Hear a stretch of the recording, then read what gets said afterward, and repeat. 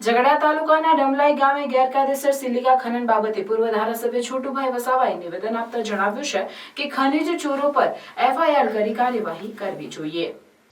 ભરૂચ જિલ્લાના ઝઘડા તાલુકાના પડવાણિયા ગ્રામ પંચાયતની હદમાં દમલાઈ ગામે ગેરકાયદેસર ખનીજ ચોરી કરવાનું કૌભાંડ ચાલી રહ્યું હોવાનું ભરૂચ સાંસદ મનસુખ વસાવાએ પોતાના સોશિયલ મીડિયામાં પોસ્ટ મૂકી તપાસની માંગ કરી હતી, છતાં પણ આજ દિન સુધી સમગ્ર બાબતે કોઈ કાર્યવાહી નહીં થઈ હોવાનું પૂર્વ ધારાસભ્ય છોટુભાઈ વસાવાએ જણાવ્યું હતું અને તેઓએ ઝઘડા તાલુકામાં મોટા પ્રમાણમાં ગેરકાયદેસર રીતે ખનીજ ચોરી થતી હોવાથી તપાસની માંગ કરી હતી।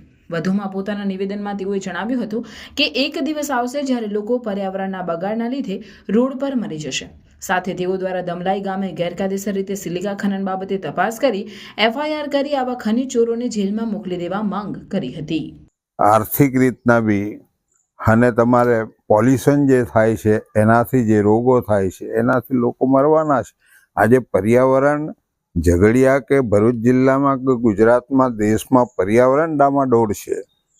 લોકોને જીવવા માટે પર્યાવરણ તો જોઈશે ને, એ પણ સાચવી શકતી નથી આ સરકાર।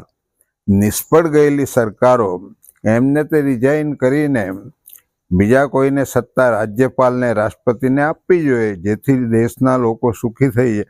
આજે રૂપિયો ક્યાં આગળ ગગડીને ગયો છે તો લોકો આર્થિક રીતના એટલા બધા ભીસમાં છે ખબર નથી, પરંતુ એક દિવસ એવો આવશે કે લોકો ખાધા પીધા વગર પર્યાવરણના લીધે રોડ પર મરી જવાના છે। ત્યારે આ લોકોને કાન ખુલશે, સામાન્ય લોકોને સમજાશે। બીજા લોકો તો સમજે જ છે, એ લોકોએ જાણી જોઈને આ પ્રજાને મારવી છે એટલે આ બધું કરી રહ્યા છે એવું માનું છું।